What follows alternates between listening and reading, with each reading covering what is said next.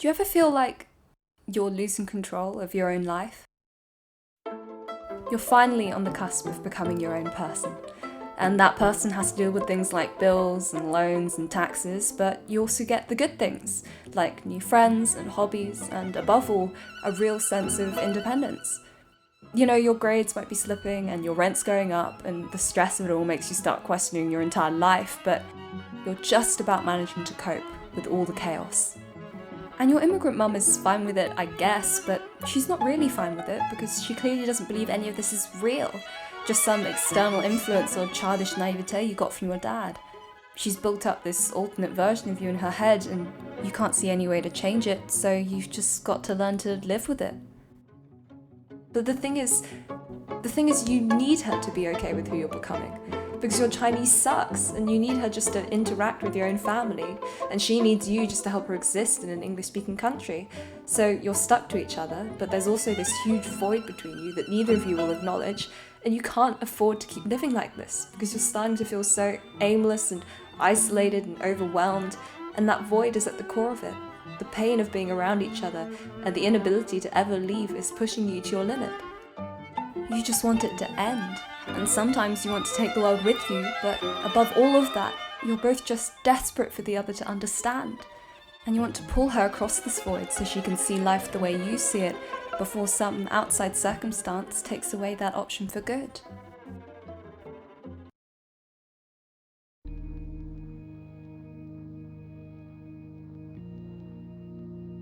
In the opening shot of Everything Everywhere All at Once, the main characters, Waymond, Evelyn, and Joy, are singing karaoke together.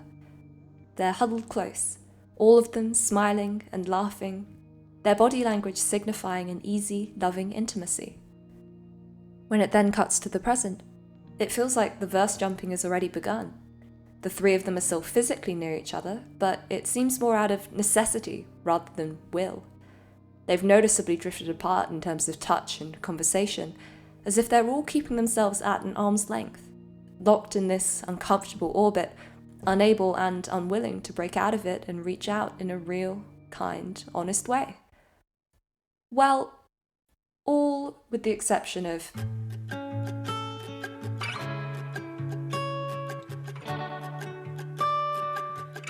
Waymond Wang always treats his family kindly, no matter the universe. While Evelyn dismisses his maturity as a business owner, he continues to approach her as an emotionally mature husband. He offers a divorce because he knows their marriage isn't happy anymore, even though the scene with the couple in the IRS building shows that he clearly wants to grow old with her. In doing so, he also reveals Evelyn's own weakness. She doesn't refuse the idea because she disagrees with him, but because divorce simply isn't done. Evelyn herself never seems to know how to react to these offers of emotion. She'll be straightforward with business, but not with kindness, because unconditional kindness is a foreign object to her. When she first encounters verse jumping, as well as the branches of choice that make up her universe, the movie returns to her leaving China with Waymond as the most pivotal choice of her life, especially because of Gong Gong's parting words. Evelyn's resentment over the unexceptional state of her life, as well as her desperate, single-minded pursuit of survival and pragmatism, doesn't just come from the instability of uprooting your whole life and immigrating. It's directly tied to disobeying her father. All her memories from that point on are tainted by the loss of her family. When Waymond shows her their apartment, she has to look at the man she chose, knowing what that choice cost. Evelyn has to look at Waymond and think, were you worth becoming nobody's daughter? And more insidiously, did you ever have to suffer as much as I did? And for the first half of the movie, she assumes the answer is no. Given that her glamorous movie star self was born out of staying with her father, it's no wonder that Evelyn initially wants to stay there forever. It's also no wonder that meeting the Waymond of that universe changes her mind completely. At one point, Evelyn says,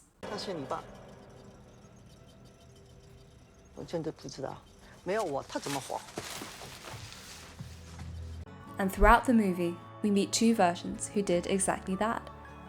Alpha Waymond lost his own Evelyn, yet continued to find others and treat them kindly every time. His whole life is a tragedy, and yet his last act is still one of selflessness, telling Evelyn how important and capable she is despite what she thinks of herself. His own family is broken, but he's the evidence that love was there, passed on to Evelyn with his final words. CEO Waymond became incredibly successful after leaving for the US without Evelyn, but at the end of it all, he still says, 如果有来生，我还是会选择和你一起报税，开心一点。 After achieving so much success and winning the American dream, he's not just wishing for another life, he's yearning for lost chances.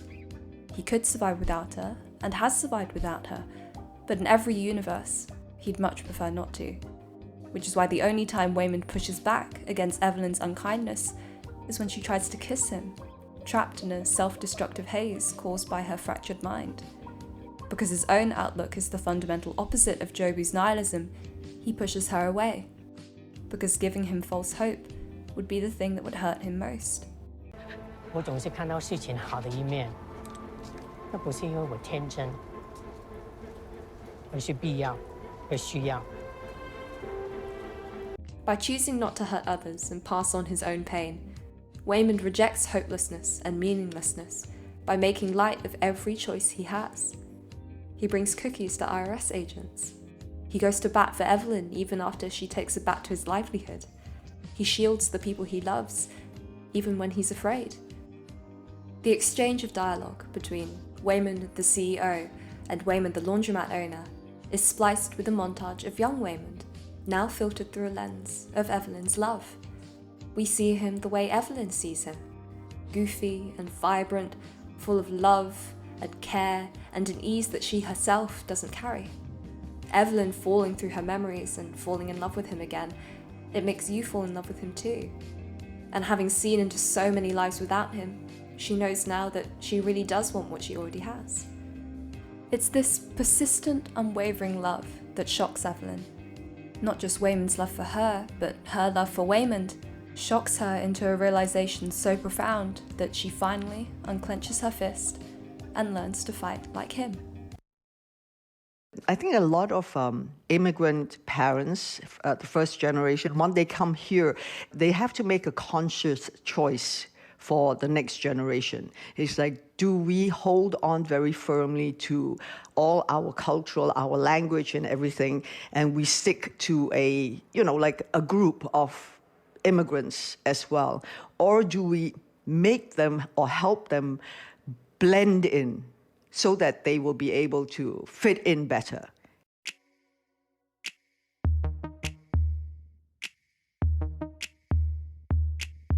Just as Evelyn learns how to reach out, Joy learns how to let herself be reached for.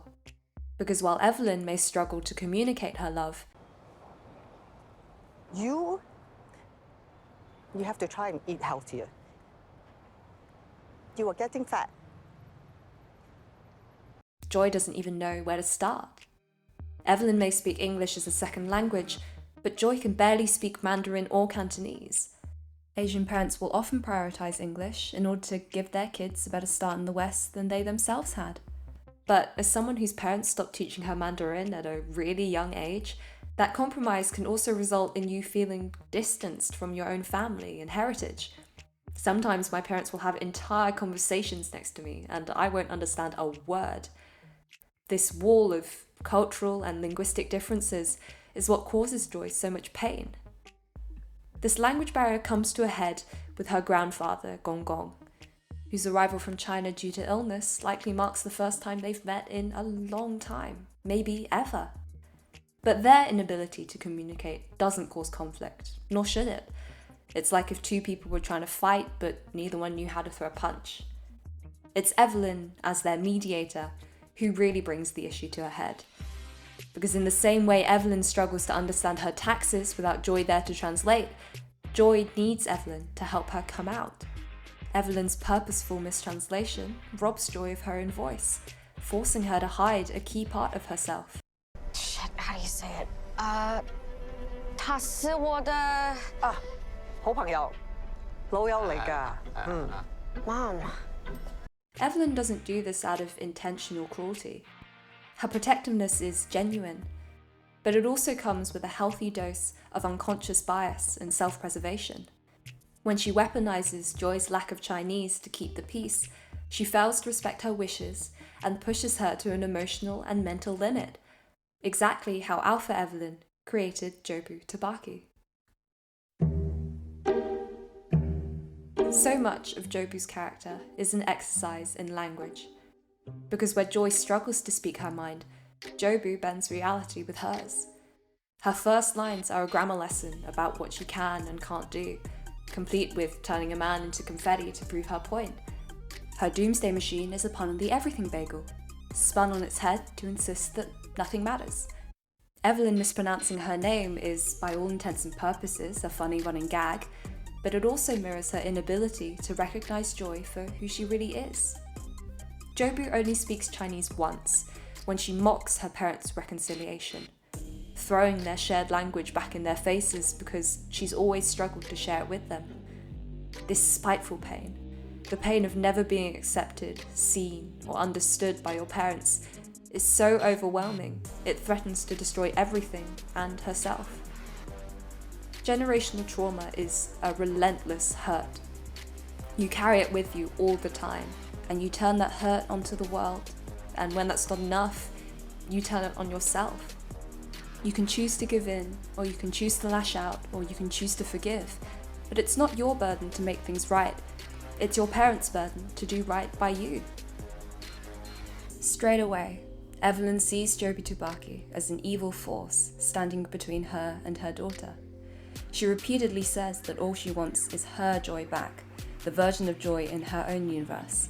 But what she really means is a Joy who didn't drop out, who didn't get a tattoo, and who isn't gay.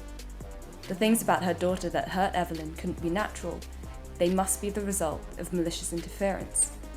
It's a literal representation of how some families catastrophize the moment their children become their own people, especially if those people fall short of their high expectations. Some parents would blame everything they don't understand about their children on an enemy they could fight and defeat. But the enemy doesn't exist. All they're fighting are their child's different forms of self-expression. For a parent to be there for their child, they have to be willing to stop fighting and begin understanding. Joy doesn't really believe that everything is meaningless. It's just that she's her mother's daughter, and Evelyn's avoidance of intimacy has left everything meaningful out of Joy's reach. Jobu is that mindset taken to the extreme. Someone flexible and callous enough to survive the burden of her life, but also buried in so many universes and internalized emotions that she can't see beyond them. When Becky urges Joy to talk to Evelyn, she's reluctant to even try, because she knows. Mom, just wait. Wait, no time to wait Just today. please. Today very busy. Mom, this is literally what it's always been Wrong like. by pain. Mom, can we please talk about Becky? 这么多年, I still don't know what his brain is thinking. Can Becky come tonight or not? Stop changing the subject. I'm you not- know it's like our audit. This isn't just because Evelyn doesn't like speaking to anyone, but because she believes that nothing she says or does would make a difference. She won't talk to Waymond, she won't talk to Joy, she can't talk to Deirdre because she didn't talk to Joy, so she isn't there to translate. Her disempowerment is self-renewing, and it returns every time to gong gong and the weight of people's eyes and expectations. When Evelyn initially succumbs to Jobu's nihilism, she signs the divorce papers because nothing matters, a statement which really means, I will be as awful as everyone thinks I am. She destroys the laundromat for the same reason. If she's staring down a future that hates her, why not have the last laugh? Does the universe care that Evelyn did these things? Not in the long run. But your choices don't have to have a cosmic effect for them to matter. This belief that her words and actions are worthless, combined with the belief that life in general is worthless, actively destroys the lives of Evelyn's loved ones. To a lot of first-generation parents, marriage is mostly about security or partnership or duty before it becomes about love. That's part of why I think something like being gay makes no sense to them. Apart from your standard homophobia, getting married and having children stems from a cultural expectation to follow the path expected of you. Coming out makes your life harder than it needs to be. But when Evelyn chose to immigrate, she also chose to marry for love. And while Gong Gong tells her he's disappointed in her, Wayman tells her that it doesn't matter how anyone else sees her life. The only people that matter are the ones living it. He and Evelyn may have been able to reach the height of luxury, prestige, and potential without each other, but their lives had no love and no joy. In order to stop Joby's plan, Evelyn must confront both Gong Gong's actions and her own. Understanding that Joy sees love in the same way she does allows her to see in Becky what she sees in Wayman. Seeing the dynamics of her own relationship in her daughters means that her small way of putting distance between Joy and Becky now recalls what her father did to her. Even if it's not a full recreation, seeing remnants of her past in her own behaviour and knowing them to be a residual pain that she passes on to spare herself forces Evelyn to interrupt. 我唔會好似你咁對個女啊！你點可以嘅？當然你點可以咁容易放棄我嘅？ Evelyn has to recognise the anxieties Joy lives with as legitimate, and that she herself is partially responsible towards them. Likewise, Evelyn has to recognise the same anxieties in herself, so she can empathise with her daughter while also healing from her own disowning. As Daniel Kwan said, if progress is to happen, the older generation has to be willing to listen, and hopefully they will listen in the way that they wish they were listened to. And the young generation will have to be kind and patient in the way that they hope the next generation will be kind and patient with them. Joy pushes Evelyn away, yet desperately wants her approval. She pushes her away because she wants her approval. Jobu goes through a chaotic, relentless search to find a version of her mother who can understand her. But when she finally finds an Evelyn who understands her nihilism and reaches out despite it, her first instinct is to run away. By this point, Evelyn's been disowned not once, but twice. And as Joy keeps pushing her away, it's as if she's being disowned by her daughter too. It's hard for Evelyn to convince Joy. So hard that she almost gives up, letting her go because Joy thinks it's best for them. But while Evelyn may be a person in which all possibilities thrive, she will not accept the possibility of turning away from Joy. Here, all we get are a few specks of time where any of this actually makes any sense. Then I will cherish these few specks of time. Love is a two-way street. Evelyn refusing to do the same to Joy as was done to her is also Evelyn refusing to be abandoned like a stranger when she's anything but. It's the idea of unconditional love that says, I will take you as you are, the worst parts and the best, because each part makes you, you. And at the same time, you cannot treat life like nothing matters, because you have no right to deny my love for you and how much that love matters to me. By believing in the meaning of her own existence, Evelyn convinces Joy of the same. That even if there are only a few moments in life that make any sense, the gaps in between aren't empty and worthless, but full of wild, untapped potential. When they finally come back together, it has the cosmic importance of planets colliding. Nothing's changed dramatically by the end of the movie, despite the chaos in between. The family aren't hugging or holding hands or anything like that, but the way they move around each other feels completely different.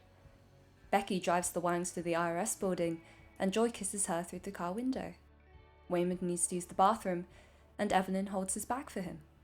These small, casually affectionate gestures, things that say, I'm thinking about you and your comfort, make all the difference.